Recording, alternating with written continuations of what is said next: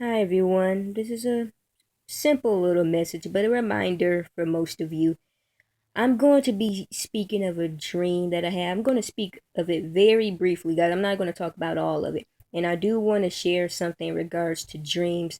You have to remember when just how God can give you dreams, you have the enemy who will also try to send you dreams, even visions, which is important why we must really and truly test the spirits to make sure it's God that's speaking to us. However, when we do have dreams, God also gives us common sense too. And the Lord, He has ways of getting our attention. Everything that happens works out for our good. And I believe it was either songs or proverbs, how the Lord created the wicked for His intended use. Point being, the Lord has ways of getting our attention, guys. And this is why I'm going to be talking about, which is why I'm making this video. Just a quick, simple little message. And basically, in the dream, it had to do with distractions, not paying attention, which is what this message is about, paying attention, guys. When basically I was in a dark area and I was on the passenger side. Someone was driving. I can't tell you who, but I was too busy looking in the phone. And it was ironic because it was on YouTube. I was watching a video on YouTube, guys, getting distracted. And when I finally looked up, the vehicle stopped and looked to the driver's side. I didn't see anyone. No one was there. I wasn't fearful or anything, but I also seen there was another vehicle that pulled up on the driver's side, facing the opposite way. And it was all that vehicle was all black. I already had a feeling that that was the enemy, but I didn't get that feeling that anything bad was going to happen to me. So what I did was I paused the video I was looking at, took my earphones out because I had earphones in. I hopped in the driver's seat. I locked the door so no one could get in because the doors weren't even locked. I adjusted the seat and I started driving. I did a quick turnaround, guys. It was like I was on some type of train track and things. Anyway, I took control of the vehicle and I was turning back around. And I felt as if someone was after me, and I do feel it was the enemy. I don't know exactly who in specific it could have been. Well, of course, the enemy, is the enemy. But I I was in the vehicle again. I wasn't afraid or anything. I just knew that everything was just gonna be okay. I was at peace, and I was maneuvering. I was turning around, trying to head back, and I had to stop because a train came. And I remember waking up. Now, again, God gives us common sense. And what I really want to speak upon is the part where it comes to paying attention. You really and truly do have to pay attention, not just physically, guys, out here where, yes, you do have to do that too, where you're going out to places, paying attention, and that way not getting too caught up in your technology. And I know some of you know what I'm referring to. Or, some of you may do it too.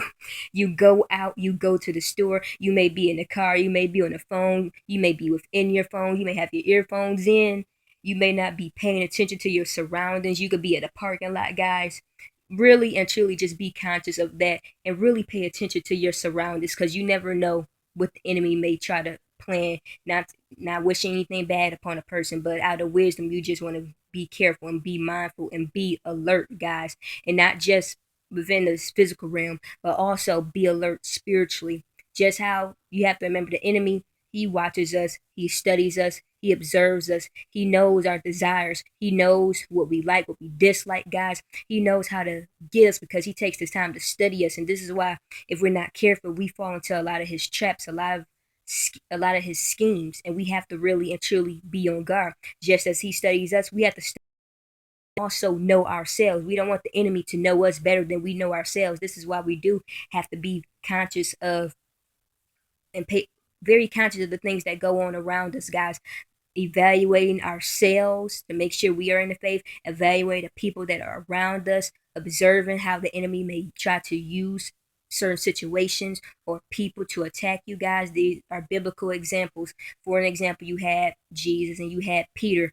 When you really read the scriptures, Peter is perhaps like the closest apostle to Jesus. However, with Peter being close, Peter also was being used by the enemy in some certain cases before he was really and truly converted. But point being, guys, you have to just really and truly be conscious of the tactics and the schemes of the enemy. Pray and just ask the Lord to just open up your eyes and give you more discernment, wisdom, and understanding to the tricks of the enemy, the schemes of the enemy, because he does things so subtle you may not catch it, and then he works his way on up, guys. Next thing you know, you find yourself in a trap, and he starts off with something that's just so small, and it does stem from us not being on guard, not paying attention. We do have to guard our hearts. We have to guard ourselves, guys, putting on the armor of God daily. Ephesians 6 talks about the armor, because the battle is in the spirit, and you want to make sure you are spiritually clothed. You're prepared. You have your armor on, guys. So just a quick little message: paying attention is very imperative, not just spiritually. Though the war is really in the spirit, you definitely have to pay attention, guys, and just paying attention to your surroundings outwards. Being mindful not to get so caught up in technology, and also making sure that it's not becoming an idol in your life, an idol, anything that you put before Christ. I'm not saying Christ is going to tell you to never use a, he's not going to allow you to ever use a piece of technology. Of course, guys, being in this world we do those things, but just be mindful that it's not affecting your relationship with Christ, that it's not taking your eyes and your time off of him, because at the end of the day, it is about spending time with him, building up your relationship with him, guys. And it's not just with technology. It could be anything that you could be putting before Christ can become an idol. So just be mindful of that, evaluating yourselves, testing the spirits, just being conscious of your environment, the surroundings, the tactics that the enemy tries to use you, knowing your weaknesses and how the enemy may try to use your weaknesses against you, and going to the Lord, asking him to give you and to show you effective ways of overcoming what it is that you could be struggling with, guys, so we can really be on guard. And guard yourself, if I haven't said that already. So thank you for taking the time to listen to this message, and you all be blessed.